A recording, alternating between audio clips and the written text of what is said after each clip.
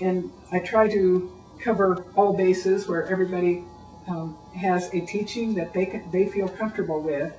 And this book, Gleanings Along the Path, is something that would appeal, I think, to everybody, no matter what stage of the path you're on. And this book came to me in a very unusual way. It was just this year, in fact. In January, every January, I make my New Year's resolutions, and I always ask what I should make them. And this year it said, I was told by my master teacher, my higher self, that I should go into my old 30 years of newsletters and gather up all the articles that I had written through the years that explained my own personal experiences along the path and how they affected me. And this really surprised me because my newsletters and my teachings, I always thought everything that was important came from the masters, and I never tried to talk much about myself or my experiences because I didn't think that was what was important. However, in the newsletters, I'd always try to put just a little bit of update of what I was doing, and like if we'd been on a sabbatical or this or that.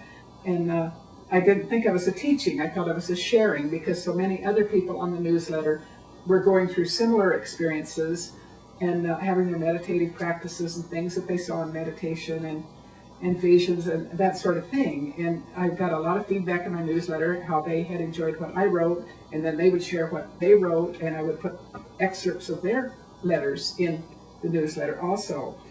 So when I was given this task, I thought, well, I probably only had about 20 of them or so. I just didn't even think too much about what I had written or what I hadn't. So I got out all my old newsletters and I started pulling out these little personal experiences. And I was amazed to find that I had 64 of them during the 30 years. So I had talked more than I thought I did about myself. And so I just gathered them just the way they were without any editing. And I asked my higher self, I said, well, all my other books, I've been trying to be kind of a perfectionist. I've edited and re-edited and maybe edited them to death, I don't know. But these little personal experiences, I just sat down and bashed out in a hurry right from my heart because I didn't think of them as anything that would be published. I just was sharing with the readers, and they were writing and sharing with me, like we'd write a personal letter or something. And so my higher self said, that's why it might be one of your best books, because it wasn't edited. It came from your heart.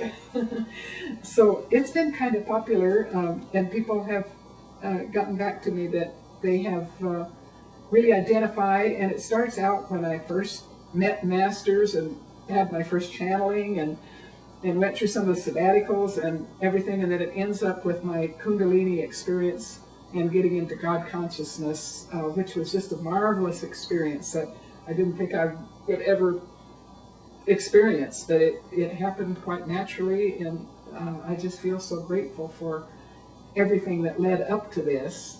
And I want to encourage all of you that this is what the spiritual path is all about. You start out with meditation and you end up with God consciousness. And if I can do it, certainly everybody else can.